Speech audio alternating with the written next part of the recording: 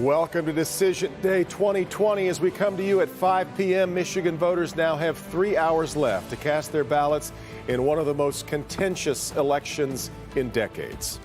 And for the most part, it's been pretty smooth at the polls, but we have seen some long lines across Metro Detroit, including this live look from the Troy Community Center from Sky 4. We'll get to that in just a moment. And then there's the rush to count all of the absentee ballots. These are live pictures from inside the TCF Center downtown. Crews got to work on that task right away this morning at 7 a.m. Well, we knew it was going to be different this election day amid a pandemic, but it seems Metro Detroiters are rising to the occasion, voting passionately and peacefully with 3 hours to go before the polls close. We have seen a few issues pop up through the day. We've got our crews fanned out all over the place as we kick off tonight's coverage. Let's start with our consumer investigator, Hank Winchester, live in Sterling Heights at this hour. Hank, you spent the day tracking any potential trouble. We know there's been a little, but what have you seen for the most part? And Devin, Kimberly, we've been all over Metro Detroit today, and I think this is the big headline as of right now. Really, there have not been a lot of huge problems or technical issues all across the area as people get out to vote. Let me give you a live look right here in Sterling Heights. This line here has been pretty steady throughout the day. It's taking people about an hour, sometimes a little bit longer to get in and out. People are patient. They're respectful. Not a lot of problems inside. And as we made our way around Metro Detroit, we did notice a few small issues. Take a look. The lines in some areas long. This is a look at Sterling Heights. This first-time voter and this senior both waited about an hour. It's about 50 minutes to get inside, and it went pretty fast for us. It did. It went pretty good. I felt good, different. Never done it before. A little long on the wait, but other than that, pretty straightforward. For the most part, it seems that there weren't any major technical issues. However, there was this. A series of robocalls directed mainly at those in Flint and Saginaw. A call telling people if lines were long, they could just vote tomorrow. Well, of course you can't vote tomorrow. The election is today. It's over tomorrow. You won't get a chance to vote. We've seen other robocalls that have given misinformation. So it's really important that any information that you see on social media or you hear otherwise, or you get a text or a phone message, don't believe it unless it comes from an official source. Just last month, Michigan's Attorney General Dana Nessel went after two men accused of making robocalls to suppress the vote in Detroit. They were both charged criminally. Now a new investigation underway. The FBI also looking into this one. Who's behind this new attempt to keep voters away from the polls? We would ask that you check with official sources before you follow directions from, some unknown entity. Back out here live, another look here at the lines at this middle school in Sterling Heights. Again, taking about an hour for people to get in and get out of this location. The robocalls, also I'm hearing those have been spreading not only in the Flint-Saginaw area, but also people in Ann Arbor apparently getting these phone calls. And we've also been hearing about messages on social media. Again, the same type of message that if you get to a polling location and the lines are too long, don't worry, you can vote on Wednesday. As you heard from the AG, that is simply not true.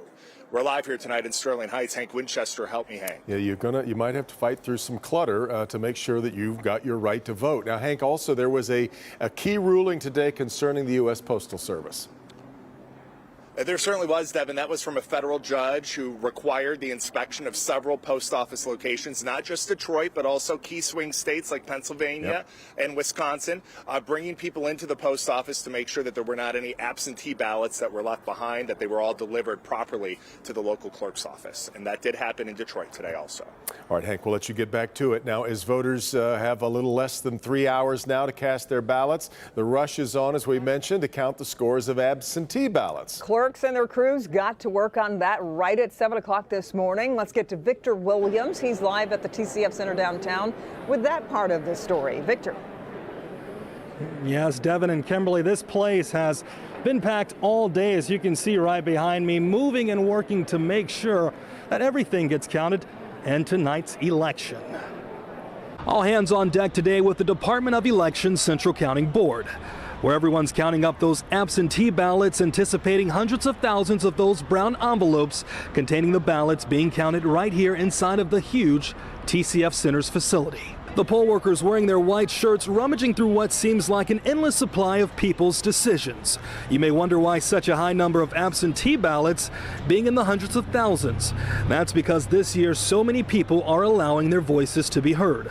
The workers have been up doing this since the early hours of the morning, and we have a feeling they're going to be right here doing the same thing, likely for the remainder of the day.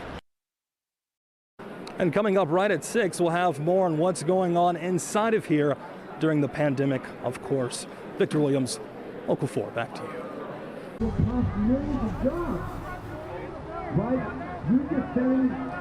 And I'm Priya Mann, live in Warren at the Butcher Ed Community Center. The Macomb County Clerk says it's one of the busiest polling sites in the county. A very energized crowd outside. At one point, Trump supporters broke out into a version of Kumbaya. Now, of course, 350 precincts at play across Macomb County. Macomb County arguably handing Michigan to the president back in 2016. The Trump campaign hoping to do that again. He was just here on Sunday. We will be crisscrossing the entire county as polls close and those numbers start coming in. Reporting live in Warren, I'm Priya Mann, Local 4.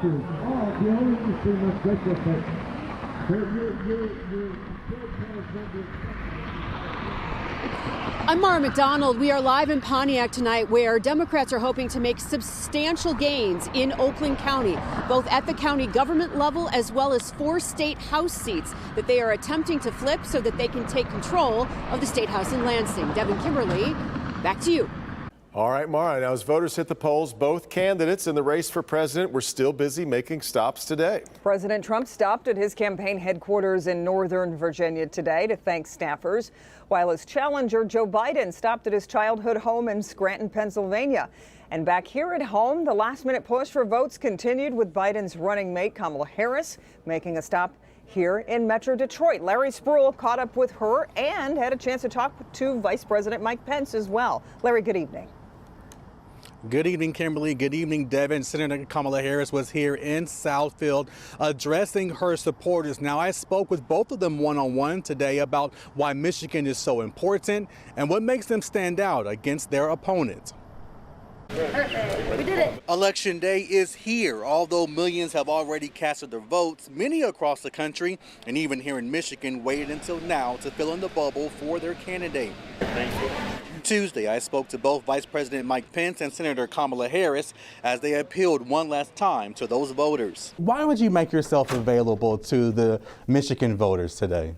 The path to the White House, and more importantly, the choice about who will be the next president of the United States, that choice is very much in the hands of Michiganders. The time for speeches is over. Now it's time for the American people to vote. Today is the day that the path to the White House runs right through this hood, right through Michigan. Senator Harris made a stop talking to voters while I spoke to Vice President Pence on the phone. I really believe that making sure people know that their vote is going to be a vote to continue the policies that created the lowest unemployment rate in 50 years. What makes the Biden-Harris administration so different from the Pence and Trump administration? Well, we intend to be an administration that, one, focuses on healing and repairing the country. And I also asked both of them about voter suppression. They simply wanted me to tell our viewers here that they wanted every vote to be counted here in Michigan. They are urging people to stay in line until it happens. We're live in Southfield tonight. Larry Spruill, Local 4. Okay, Larry, thank you. And our coverage of Election Night 2020 is only getting started over this next 90 minutes of news, including some first-time voters making a difference. We will be with you all night long, both on air and online. We'll update you throughout the evening. NBC News will kick off its Decision 2020 coverage at 7 p.m. And over on clickondetroit.com, Jason Carr will be hosting an election night Zoom party with our Grant Herms and pollster Richard Zuba, offering their insights as the results roll in. That gets started at 8 o'clock. Then you're going to want to stay with us right here for a complete recap of what we know as the 11 o'clock hour comes along on Local 4 News at 11. All right, if you had to wait in line outside today to vote, you had some pretty amazing weather for it. Yeah, not really a cloud in the sky, and it isn't that chilly either. Let's get over to Ben for a look at what we've got coming later tonight. Hi, Ben. Hey, Kim and Devin. Yeah, for early November, we're doing pretty good. And believe it or not, some of these numbers that we saw today are going to be our coolest high temperatures going forward. But if you still are waiting to get out to the polls, you may have saved the best for last, because temperatures here are going to be in the low to mid 50s. Skies mostly clear, really not much of a breeze, about 10 miles an hour here through the evening hours. And of course, those polls closing at 8 p.m. Beyond that, we do have a warm up, and we'll talk about that coming up in a few minutes. We're also going to chat about this. This is Hurricane Eta. It's making landfall in Nicaragua as we speak, but the latest forecasts have this to make a very sharp right turn and eventually could be threatening the U.S. as we head towards the weekend. So we'll talk about that and what our weekend holds here in Michigan, all coming up in just a few minutes, guys. Okay, Ben. Now to today's coronavirus numbers. The state says 3,106 new cases of COVID-19 have been confirmed in the past 24 hours. That's down just a bit from the average over the weekend. Along with that, the state is reporting 43 new deaths, including 17 from a review of past vital records. A portion of the Clarkston Community School District will shift to remote learning after a recent surge of new coronavirus cases. It's been quite a surge, Kim. The district reports 13 new positive cases since Friday, but that brings the total number of quarantined and isolated staff and students to more than 500. Starting tomorrow, Andersonville Elementary and Independence Elementary will transition to remote learning for all students, and that will run through Friday, November 13th. Well, he's been behind bars for more than 30 years, and it's for a murder even a judge says he didn't commit. Coming up ahead here at 5, why he says there's plenty of evidence to clear his name, but there's only one person he's hoping will help him do it. And it's a prime piece of riverfront real estate that got caught up in the middle of a scandal. Tonight, the GM UAW Training Center has a new owner. So what's going to come next for the building? But first, how a deadly shooting caused a lot of collateral damage on Detroit's west side. What a neighbor says he heard just after he was rocked out of bed. When we continue at 5.